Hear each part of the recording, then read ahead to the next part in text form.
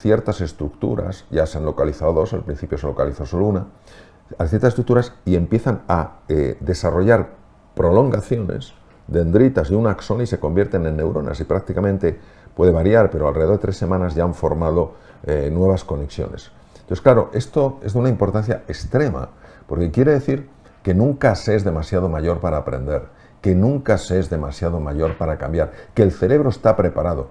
Ahora, ¿cuál es el estímulo que nos lleva a formar nuevas neuronas? ¿Cuál es el estímulo que hace que se formen nuevas conexiones, que cambien los receptores en la membrana? Pues ya lo decía don Santiago, de una forma encriptada, de una forma con un lenguaje a veces difícil de entender, ¿no? Todo ser humano sí se lo propone. Entonces, hoy sabemos que atreverte a salir de tu zona de confort, de tu mundo conocido y familiar, y entrar en la incertidumbre, ya implica una llamada a una reinvención del cerebro. Nosotros sabemos que la ilusión, el entusiasmo, la confianza, la paz interior favorece la conexión entre las neuronas. Es decir, nuestro cerebro está adaptado perfectamente a navegar en la incertidumbre, siempre que naveguemos en esa incertidumbre con la ilusión, con el entusiasmo y con la confianza de que vamos a encontrar una oportunidad. Si nosotros entramos en esa incertidumbre y para nosotros solo implica un peligro, lo veamos o no ahora, es impresionante. Empiezan a cambiar los neurotransmisores en el cerebro y aquello que favorecía que emigraran células madre de las cavidades cerebrales de los ventrículos, aquello que lo favorecía deja de favorecerlo. Es más, neuronas ya hechas empiezan a morir. Es decir, el miedo prolongado en el tiempo, la sensación de impotencia, la sensación de desesperanza, cuando uno se encuentra en un entorno nuevo familiar que no controla, está asociado a la muerte neuronal. ¿Por qué? Porque hay una liberación de cortisol, una liberación, un aumento en el nivel de glutamato, es un neurotransmisor cerebral, y la combinación activan un gen que es el gen de la apoptosis. La apoptosis es el suicidio celular. La neurona se suicida. Es impresionante. Es como si la neurona dijera, en un mundo así yo no quiero vivir. Pues a través de, por ejemplo, el ejercicio físico. Sí. La práctica del ejercicio físico se ha demostrado que aumenta la neurogénesis. Que incluso cuando hacemos actividades que nos requieren, imagínate una coordinación, una lateralidad, Sí. manejar distintos instrumentos, incluso coordinarnos en una carrera, Sí. nos está obligando a que nuestras neuronas se reproduzcan, que trabajen mejor, que generen más sinapsis. Entonces, ¿cómo puedo empezar, no? Sí. Pues moviéndote. Sí, no, yo lo comparto. Emilio, yo no le conozco personalmente, pero tengo muy buenas referencias. Es una persona extraordinaria, un magnífico comunicador. En este punto, desde luego, la ciencia no le apoya para nada. O sea, realmente la ciencia, la neurociencia muestra justo lo contrario. Es decir, independientemente de lugares de nacimiento, edades, todo ser humano tiene la capacidad de reinventarse y de transformar su cerebro. Respecto al tema del ejercicio, vamos a ver. Los griegos, o sea, hace 2500 años algo sucede en el mundo. Por un lado tenemos la cultura griega, personas de la talla de Sócrates y Platón, verdaderos místicos, verdaderos sabios, personas que comprendieron la dimensión profunda de la realidad. Cuando Platón habla del mundo de las ideas, está hablando de algo que no es lo que nosotros conocemos como ideas. Yo tengo una idea de qué voy a comer hoy, qué voy a cenar hoy. No. Él habla de una realidad mucho más profunda, de algo mucho más sutil, de algo mucho más hondo. Él conectó con la dimensión del ser, la dimensión espiritual de la existencia. También, fíjate qué curioso, en China aparece una figura, Lao Tzu. Lao Tzu escribe un tratado que es una joya, el Tao Te Ching, y está hablando ya de esa dimensión sutil, donde el mundo invisible no es un mundo vacío, es un mundo lleno de sentido y lleno de posibilidades. Y en la India tenemos ni más ni menos que al príncipe Gautama Siddhartha, conocido como Sakyamuni Buda, que también entendió perfectamente cómo nuestra mente está atrapada en el velo de Maya y lo que hay que hacer para salir. ¿Por qué digo esto? Porque la filosofía griega ya decía en su época, mens sana in corpore sano. Es decir, ya conectaban la mente con el cuerpo. Ese saber, curiosamente, sí se ha mantenido en disciplinas, por ejemplo, como el yoga, el qigong, el tai chi chuan, es decir, donde se entiende perfectamente que ese movimiento del cuerpo no es simplemente un movimiento de los brazos, las piernas, lo que sea, es un movimiento interno que está teniendo un impacto en la forma de sentir, en la forma de percibir la realidad. Hoy, que afortunadamente la investigación ha tenido este punto de cordura y ha querido ver qué pasa realmente cuando una persona hace ejercicio físico, cuando una persona, como decías tú, Pedro, se estira, cuando utiliza movimientos que implique la utilización de los dos hemisferios, ha mostrado claramente que ese movimiento físico aparentemente baladí en relación con el cerebro produce automáticamente una respuesta en el cerebro. Ante eso, el cerebro empieza a liberar BDNF, factor derivado del cerebro. El BDNF empieza a llamar a las células madre, de venir aquí, transformaros en neuronas. Entonces esa célula que es redondita o alargada empieza a desarrollar impresionantes proyecciones.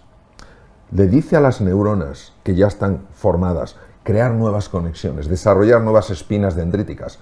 Por cierto, las espinas dendríticas las descubrió Ramón y Cajal, y hay una carta preciosa en el Colegio de Médicos, de puño y letra de Cajal, describiendo a Lorente Denot, que vivía, fue un discípulo suyo, que vivía entonces en el instituto en Nueva York, trabajaba en Rockefeller, el descubrimiento de estas espinas, que tiene una importancia extraordinaria, porque son puntos de entrada de información. Entonces, se produce BDNF, se produce factor proinsulínico. El factor proinsulínico IGF, que se desarrolla también con el ejercicio físico y se libera, es muy importante, parece ser, como uno de los factores que previene enfermedades neurodegenerativas, como puede ser el Alzheimer o el Parkinson. Pero luego, además, el ejercicio físico hace que se libere VEGF. Factor de crecimiento endovascular lo que hace es que se empiecen a desarrollar nuevos vasos en el cerebro, de tal manera que es mucho más difícil tener un infarto cerebral. Todo el mundo, en una sociedad que es tremendamente sedentaria, dice, no, es que yo veo mucha gente haciendo deportes, y es que siempre son los mismos. Son los mismos. Y llama la atención porque los ves corriendo por delante, corriendo por detrás, pero son los mismos. O sea, hay un sedentarismo brutal. Y ese sedentarismo, las personas creen a lo mejor que, bueno, que solo te afecta un poco a la actividad muscular. Es que afecta a la actividad cerebral. O sea, que es así. Que el cerebro humano, los dos hemisferios que tenemos, el izquierdo y el derecho, descubrieron que, obviamente, en cuanto a movimientos, pues el lado izquierdo mueve el lado derecho del cuerpo, el derecho el lado izquierdo del cuerpo, etc. Entonces, estas cosas, pues más o menos hacen lo mismo. Pero en lo que son funciones superiores del cerebro, funcionan de una manera diferente. El izquierdo es un hemisferio hecho para la lógica, hecho para la utilización de instrumentos, para mover objetos, para catalogar, esto es un vaso de agua, esto tiene agua, para ir al conocimiento, yo sé lo que es el agua, yo sé lo que es un libro, yo sé... Para describir. Exacto, esta es la página 17, la otra sea la página 18, quiero llamar a mi amigo Pedro Ibar, este es el número, pum, pum, pum, hemisferio izquierdo. Quiero fabricar algo, quiero fabricar un mueble, quiero fabricar X, hemisferio izquierdo. Es el hemisferio de nuestra cultura. Es el que nos permite movernos bien en el mundo visible. Hablar un idioma. Hablar un idioma. Es el mundo de la materia, es el mundo de la forma, es el mundo de la línea del tiempo, pasado, presente, futuro, es la línea del espacio. Estamos aquí en un espacio y no estamos en otro. ¿Es importante eso? Sí. No cabe duda que es importante para moverse en este mundo material, espacial y temporal. Y por supuesto, como decías tú, en un mundo del lenguaje. El hemisferio izquierdo es el hemisferio del lenguaje. El otro hemisferio es el gran olvidado, el hemisferio derecho. Es la puerta al inconsciente, es la puerta al misterio, es la puerta al mundo sutil, es la puerta al mundo invisible, es la puerta a una conexión con el cuerpo radicalmente distinta. De hecho, el hemisferio izquierdo solo tiene contacto con lo que sucede en el hemicuerpo derecho, mientras que el hemisferio derecho tiene contacto con lo que sucede en el derecho y en el izquierdo, en los dos. Es el mundo mucho más conectado con las emociones. Es el mundo de la intuición. Es el mundo del descubrimiento, es el mundo de la comprensión profunda, de la perspectiva, de la conexión entre las cosas, de la creatividad, cuya base es la imaginación. Ese es el mundo. ¿Qué ocurre? Que muchas de las cosas que el hemisferio izquierdo no quiere conocer, no quiere saber, no quiere aceptar, las larga al hemisferio derecho, como si fuera un basurero, y luego desconecta. ¿Qué ocurre? Que claro, están enfrentados. Nosotros cuando nacimos, cuando éramos pequeñitos, la conexión entre los dos hemisferios era una conexión, pero clarísima. Pero el elemento cultural, el tipo de cultura que tenemos, va separando los hemisferios. Entonces el hemisferio derecho es el gran olvidado, cuando precisamente es el hemisferio creado por la naturaleza para manejarnos en la incertidumbre. En la incertidumbre yo no conozco las cosas. Yo tengo que tener esa apertura a descubrir. Este es el que enjuicia, este es el que descubre. ¿Es que solo es importante este? No, son importantes los dos. Pero cuando los dos se conectan, imagínate el potencial que aflora, ¿no? Entonces, ese es el problema, que el programa mental que tenemos, esa programación de esa computación cuántica que serían los dos hemisferios, uno de los defectos o de los problemas que genera es que produce una lateralización hemisférica, es decir, divide a los dos hemisferios. Y este se convierte no solo en el predominante, sino además en el arrogante. Con lo cual muchas veces las intuiciones las despreciamos. Llegamos ya con ideas fijas, con juicios, incluso con prejuicios, y no con una mente exploradora, con una mente dispuesta a descubrir. Y se podría ver estos hemisferios como músculos. O sea, al final nosotros cuando nacemos, esos músculos están por igual, ¿no?, desarrollados. Sin embargo, cuando comenzamos a ir al colegio, en su mayoría empezamos a desarrollar uno de ellos, ¿no?, que nos enseñan a escribir. El izquierdo. A leer. Entonces empezamos a desarrollar el izquierdo y el derecho se queda como descompensado. Sí, totalmente.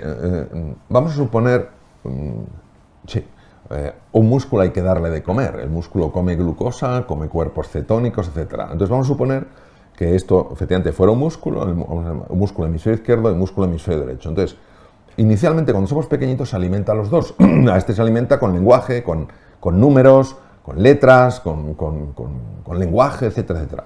Y al hemisferio derecho se le alimenta con música, con movimiento, con juego, con diversión, con encuentro, etcétera, etcétera. Y entonces llega un momento en el que, si nos damos cuenta, en el sistema educativo empieza solo a alimentarse el lado izquierdo. La lengua, las matemáticas, no sé qué.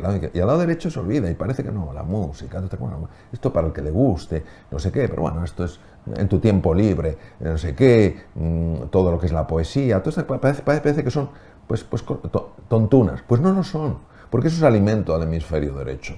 Eso es alimento al hemisferio derecho. El dibujo, la expresión de la creatividad, el juego. Yo he tenido la experiencia personal en programas que he tenido, por ejemplo, con ingenieros que están muy conectados con el hemisferio izquierdo, de que se abra el hemisferio derecho, y me ha llegado a decir un ingeniero: nunca había experimentado nada igual en mi vida.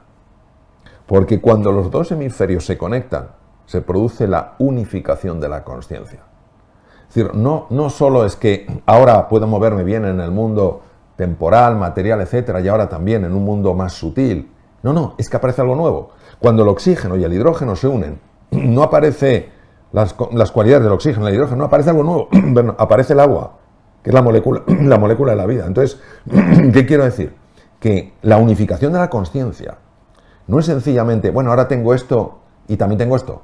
Es que ahora sale algo diferente. Recuerdo esa persona que bueno, el grado de emoción que describía era espectacular, ¿no? Había visto algo, me llegó a decir, se lo he contado a mi mujer porque nunca había vivido nada igual. Entonces, esto es lo que nos estamos perdiendo, Pedro. Y podemos ver lo que nos estamos perdiendo, pero vamos a observar qué estamos teniendo, porque no nos estamos dando cuenta, y por eso quiero traer un ejemplo muy cotidiano de lo que sí que estamos teniendo no desarrollando el hemisferio derecho.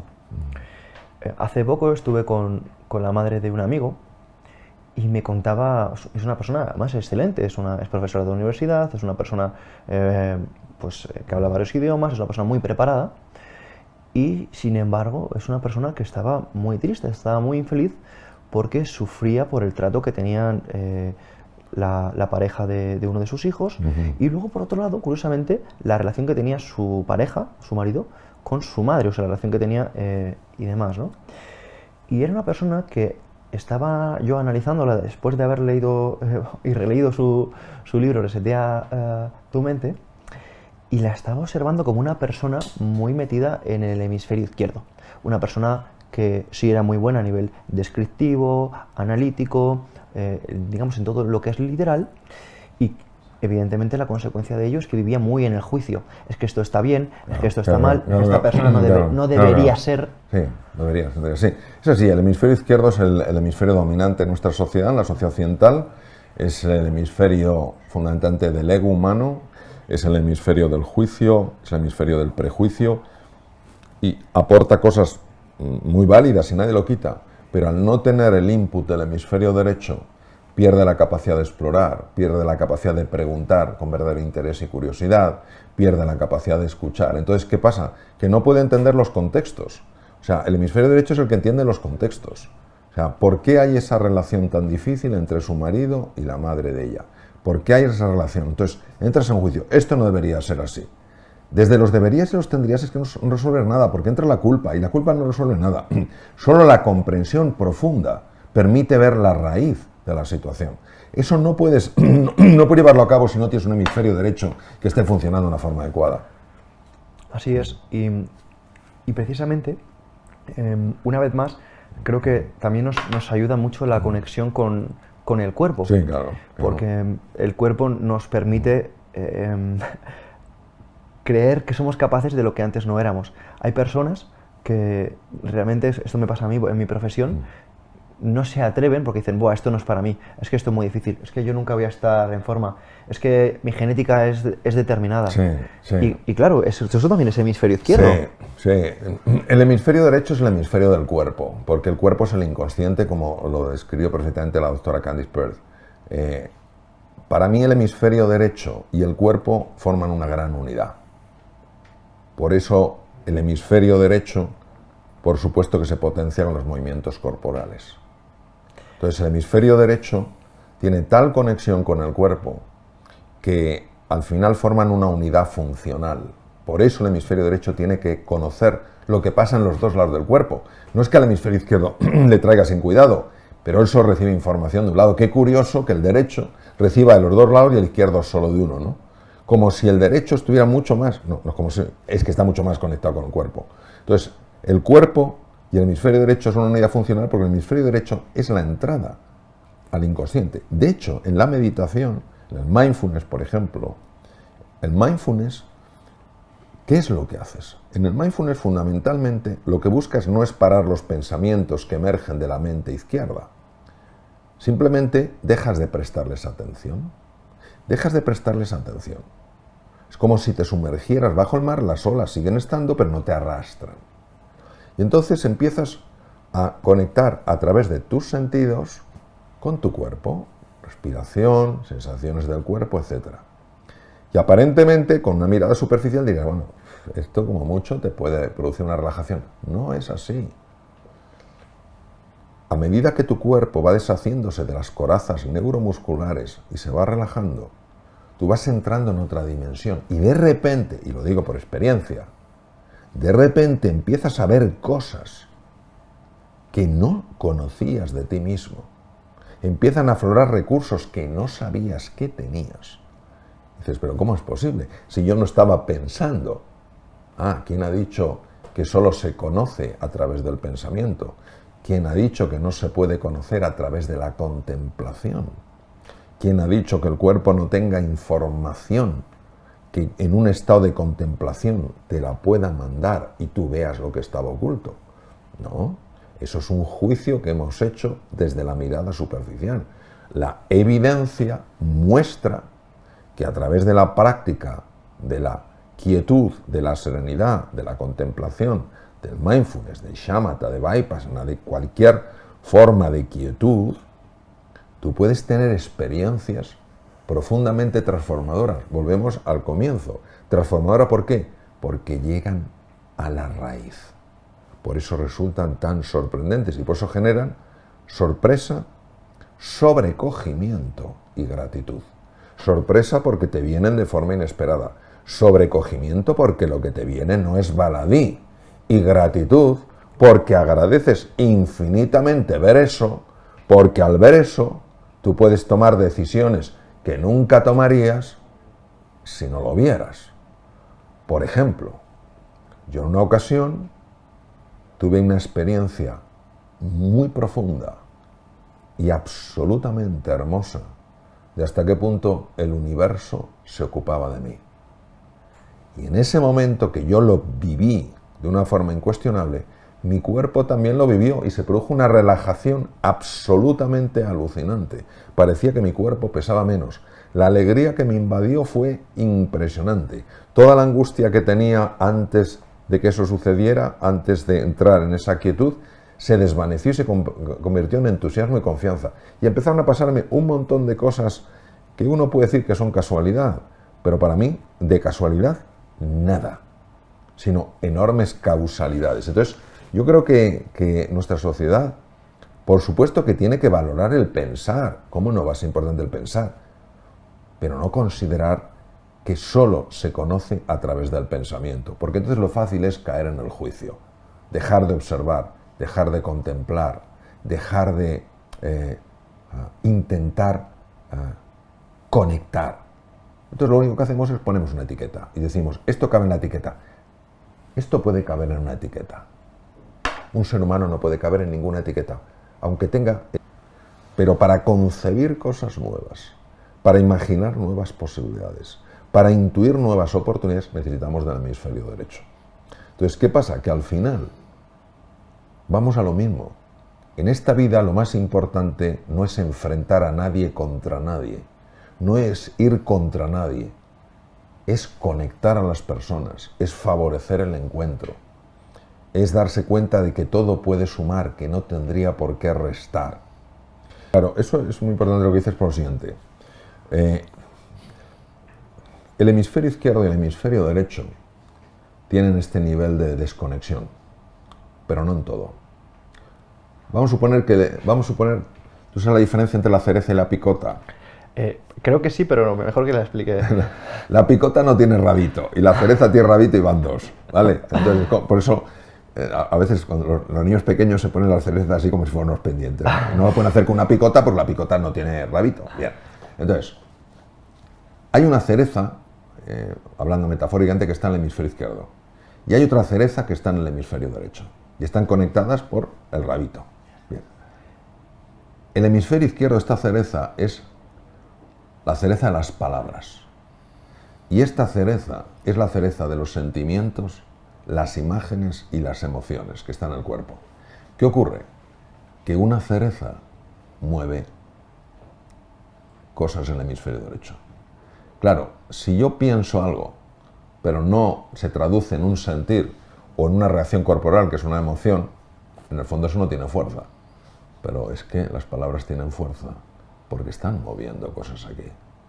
Entonces, cuando tú le dices a una persona, es que eres tonta, la palabra eres tonta, si está conectada con sentimientos y emociones, hará que esa persona se sienta tonta y se sienta humillada y se vea tonta. Por eso tenemos que ser tan cuidadosos con el lenguaje, tan cuidadosos con el lenguaje. Por eso es distinto decir a una persona, tienes el cuarto desordenado, a eres una desordenado. Es muy distinto decir a una persona, has cometido un error, a eres un fracasado. Son palabras, sí, pero mueven cosas. Hay que tener mucho ojo con esto. Afecta nuestra postura, nuestra respiración, sí. a nuestra relación con el entorno. Sí, claro que sí. Entonces, vamos a ver. La postura, nuestra postura corporal, está siendo leída por dos partes, al menos dos partes del cerebro, que se llama la ínsula de Ryle y el cíngulo anterior. Y la postura de nuestro cuerpo está impactando en estos mapas de los sentimientos de tal manera que estos mapas, favorecen que tenga unos sentimientos que sean acordes con la postura. Por eso, cuando una persona tiene los hombros caídos, la mirada gacha, el cuerpo arrugado, Los sentimientos que acompañan son sentimientos de frustración, de impotencia, de tristeza, de desesperanza. Cuando una persona toma una postura épica, cuando una persona realmente el pecho expandido, hombros atrás, bien afianzado en la tierra, cabeza apuntando al cielo, esos mismos mapas de los sentimientos, el cíngulo anterior y el Insular Night, lo están leyendo y generan estas emociones.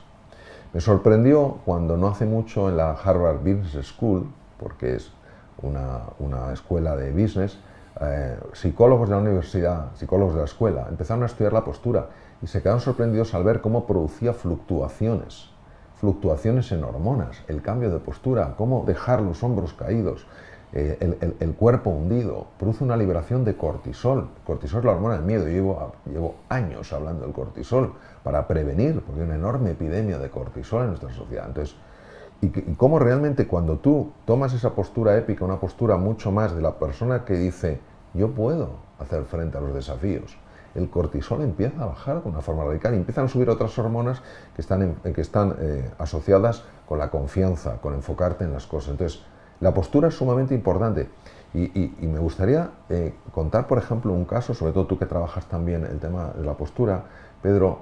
Hubo un actor que se llamaba Alexander, un actor especializado en Shakespeare, y era un hombre muy conocido si no recuerdo mal, era de Nueva Zelanda. Pues un buen día se quedó sin voz. Hoy ando yo con un poco ronquera porque llevo unos días hablando sin parar, pero bueno, él se quedó sin voz. Imaginaos para un actor quedarse sin voz. Y fue a los otorrinos que le vieran y no veían la razón de la pérdida de voz. Y un día pasó delante de un espejo, lo que es cuando el hemisferio derecho ve cosas que el hemisferio izquierdo no entiende. Pasó al lado de un espejo y vio que lo que aparecía en el espejo, o sea, la postura era distinta de la sensación que él tenía. Él tenía sensación, imagínate que iba así, la sensación somática, propioceptiva, que iba así, y cuando vio en el espejo estaba así, y se quedó tan alucinado que dijo, ¿tendrá esto que ver algo con mi voz? Y empezó a poner espejos por toda su casa.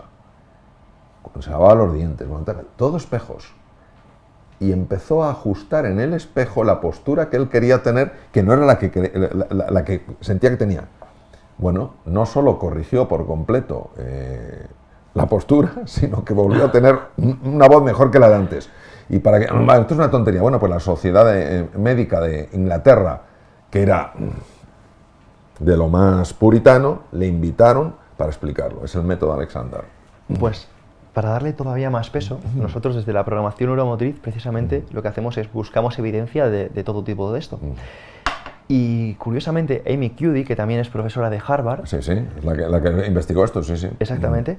Esta mujer lo que hace es explicar la posición de Wonder Woman y cómo, por ejemplo, esto baja nuestros niveles de cortisol, cómo nos ayuda a la autorregulación, a la homeostasis que de forma natural alcanza nuestro cuerpo cuando estamos presentes.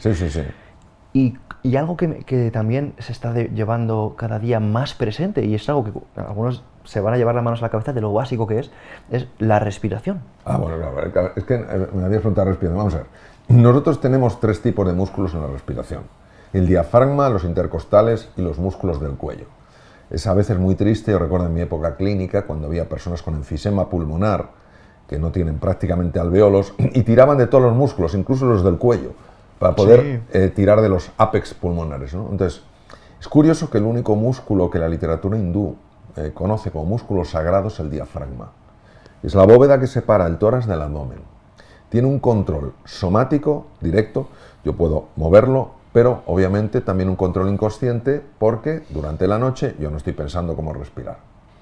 Es fascinante porque la serenidad, la calma está asociada con el movimiento del diafragma. Mientras que cuando uno lo que está moviendo fundamentalmente son los intercostales, son los cuadros de ansiedad. Los cuadros de ansiedad se asocian a un bloqueo del diafragma y a una hiperactividad de los intercostales. Entonces, la musculatura no solamente en sí es que tiene un impacto, es que obviamente la respiración tiene cosas que incluso se nos escapan. Se habla de prana, como del fluido vital, neuma, hablaban los griegos, es decir, hay algo incluso que se nos escapa. Lo que no cabe duda, por experiencia personal, es que cuando tú en un momento determinado centras la atención en tu cuerpo, la sacas de la cabeza, no es que quieras parar los pensamientos, es que la sacas de la cabeza tu atención y la llevas al cuerpo y lo llevas a la respiración, empiezas a calmarte. Descripción de mi postura. Bueno, pero es cierto que yo constantemente estoy monitorizando mi postura, porque es lo importante que es. Pero fíjate, al monitorizar la postura ya no estás en la cabeza, ya estás en el presente. Sublime. Ya estás en el presente. Entonces, si estás en el presente, estás activando la red ejecutiva central del cerebro. ¿Qué te permite? Estar más sano, te permite captar mejor lo que te ofrece la realidad. Si estás ahí dando vueltas a la cabeza, entonces no estás monitorizando la postura. Entonces llega un momento, cuando yo empecé a hacerlo, pues claro, tienes que estar muy pendiente, ¿no? Pero llega un momento en que es muy automático y es muy agradable. Es tremendamente agradable porque te da es muy curioso, te da una sensación, ¿cómo te diría yo? Te da una sensación de confianza tremendamente útil en la vida. Te da una sensación de confianza. Creo que el cuerpo es el gran olvidado. Sí. Creo que el cuerpo es el gran olvidado. La cabeza se ha creído, nuestra forma de pensar, se ha creído que el cuerpo está para pasearla. El cuerpo es el gran olvidado. O sea, bueno, no, hay que hacer ejercicio para estar cachas, hay que hacer ejercicio para estar guapo, hay que hacer ejercicio para proteger el corazón. No, hay que hacer ejercicio para estar bien, pero un bien en mayúsculas. No solo por tu corazón, que qué belleza el corazón.